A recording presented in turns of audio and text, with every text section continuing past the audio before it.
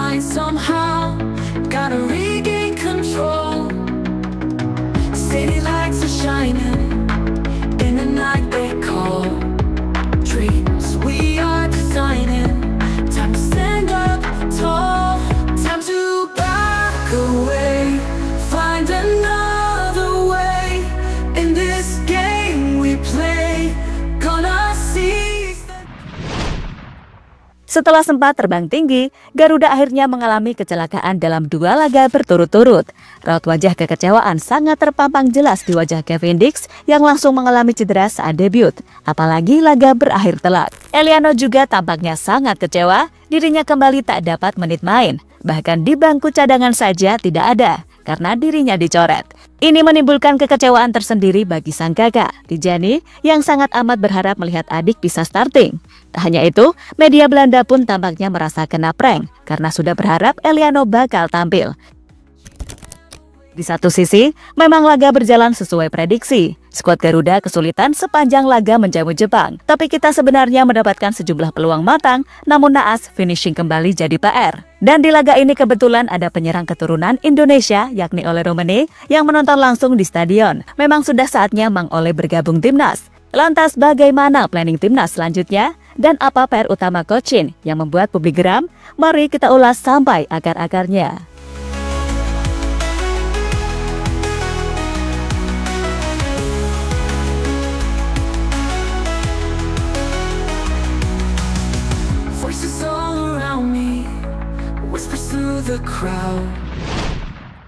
Sayap Garuda sedang terluka usai terjatuh dari langit yang tinggi. Kini timnas benar-benar terjun bebas. Namun harapan dengan penambahan kekuatan baru itu masih ada. Asa untuk berjuang di round 3 masih sedikit terbuka, walaupun masih tak lebar seperti di match pertama. Memang ini sesuai prediksi awal kalau skuad Garuda bakal keteteran menahan gempuran para bintang timnas Jepang. Namun harapannya juga harusnya imbang. Atau kalaupun kalah, gak kalah telak banget gini lah. Karena kita main di depan pendukung sendiri. Dan situasinya juga cukup menguntungkan karena hujan saat kick off. Di awal laga sebelumnya cukup terlihat meyakinkan. Jepang tak langsung menekan dan kita sempat mendapatkan sejumlah peluang lebih dahulu. Bahkan ada peluang matang, namun siapa sangka Ragnar yang sudah one-on-one dengan kiper malah gagal.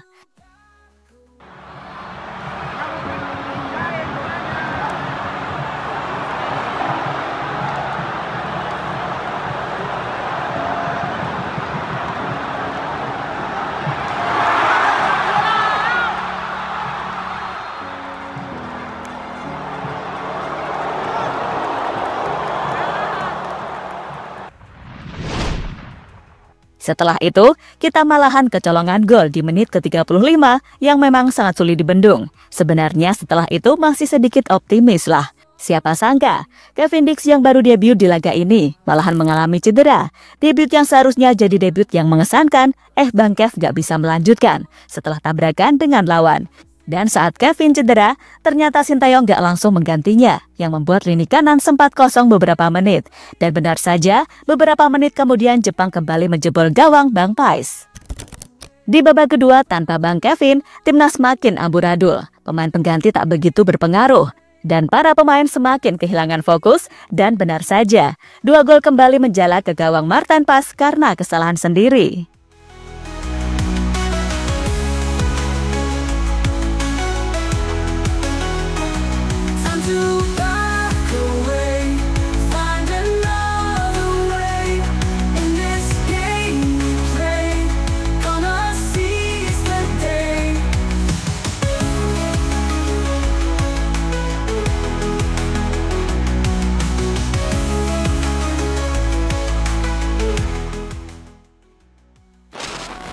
Mata Cavendish tak bisa bohong, keputusan kembali dipertanyakan. Setelah diganti bisa dilihat Cavendish cedera bagian lutut. Bisa dilihat raut wajahnya yang merintis kesakitan, disertai kecewa karena tak bisa melanjutkan laga. Jelas ini sebenarnya menjadi laga yang spesial bagi pemain baru timnas ini. Karena ini debut melawan raja terakhir, sekaligus bermain di depan pendukung sendiri. Terlihat sejak sebelum laga, Bang Kev sangat antusias. Ia sudah melihat koreo supporter timnas, bahkan sempat menyapa saat sebelum kick off. Siapa sangka, Saat laga seperti sudah ditandai oleh Jepang. Sejak awal laga sudah beberapa kali dilanggar, ia bahkan bermain tak ada satu babak dan akhirnya digantikan oleh Shandy Walsh di menit ke-40. Dan keputusan Sintayong yang terlambat mengganti Cavendish hingga akhirnya tercipta gol kedua Jepang membuat para publik geram karena prosesnya berasal dari sisi kosong yang ditinggalkan. Seusai laga, Cavendish pun menghampiri para supporter.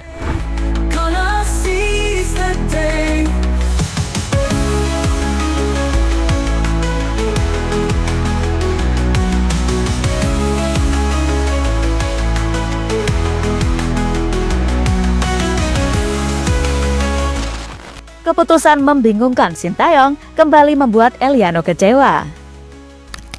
Ya, sebelumnya Eliano sudah pernah dicoret di laga menghadapi Cina, yang alasannya entah tak diketahui secara pasti. Di laga penting menjamu Jepang, tiba-tiba Sintayong kembali mencoret Eliano dari skuad Garuda, dan itu gak ada yang tahu alasannya kenapa. Tentu ini sangat dipertanyakan oleh publik. Eliano yang kemarin dinaturalisasi karena keinginan coach Shin, malah gak dipakai. Dan baru bermain beberapa menit doang, belum pernah starter. Jelas ini sangat membuat publik bertanya-tanya, sebenarnya apa yang dipikirkan oleh coach Shin? Pemain liga lokal justru dipertahankan, pemain Eredivisie dicoret begitu saja. Ini bakal jadi kekecewaan tersendiri bagi Eliano. Sebelum laga saja, ketika mengetahui dirinya dicoret, pemain PSI Zwolle ini sudah terlihat lemas. Ini wajar sih, karena dia pasti sudah sangat berharap bisa tampil menjamu Jepang. Bahkan ia sangat percaya diri saat wawancara. Tapi siapa sangka Sintayong bakal gini coy.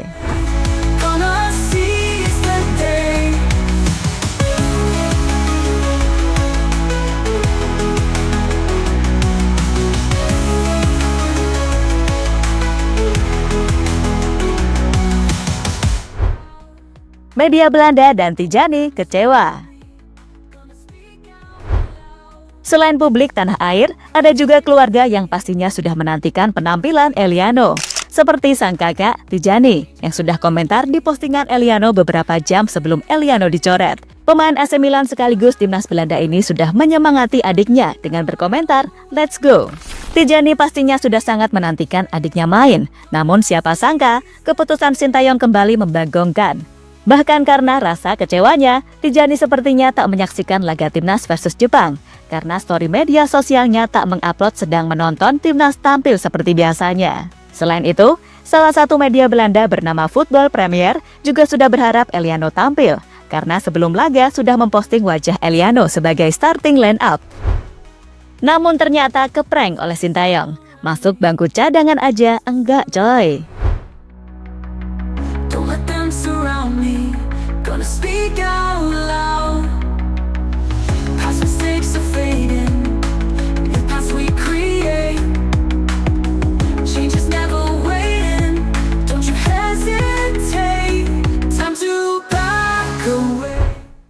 Timnas sangat butuh finishing. Ole Romani masuk. Seperti yang diketahui, penyerang keturunan yang bermain di Eredivisie, Ole Romani, datang secara diam-diam ke Indonesia.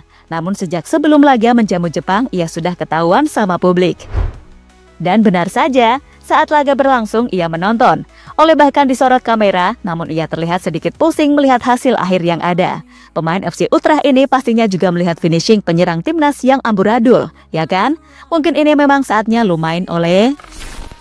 Kedatangan Ole ke sini memang digadang-gadang salaman ke Erick Thohir, yang artinya akan diproses untuk memperkuat timnas. Sosok Ole memang sangat dibutuhkan. Peran penyerang timnas masih sangat minim. Ragnar dan Rafa yang kini sangat diandalkan oleh Sintayong masih belum punya keberanian untuk finishing. Bahkan ketika finishing pun gak maksimal.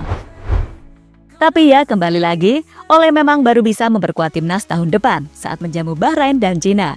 Tentu ini patut ditunggu, gimana nanti Sintayong mengambil keputusan kalau pemain keturunan tambah banyak. Pasti tambah susah memilih pemain coy.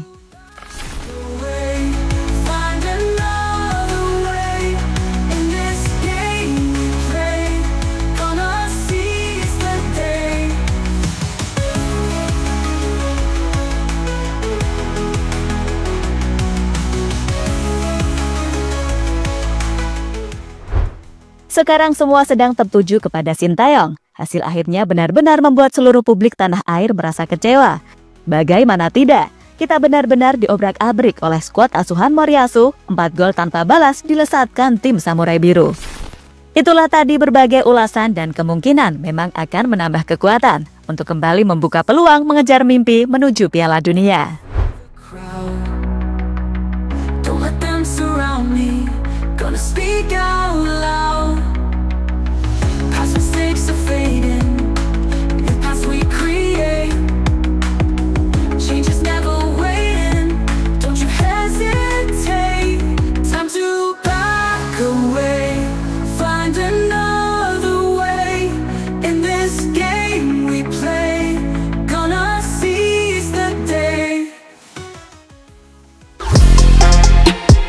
Halo, izin iklan sebentar ya guys. Jadikan ruangmu bernuansa timnas. Temukan beragam poster dinding, sepak bola dan timnas dengan desain menawan, kualitas premium dan harga yang tidak akan menguras kantong. Segera klik link Shopee di deskripsi video ini dan dukung timnas dengan sepenuh hati. Mulai dari dinding rumahmu.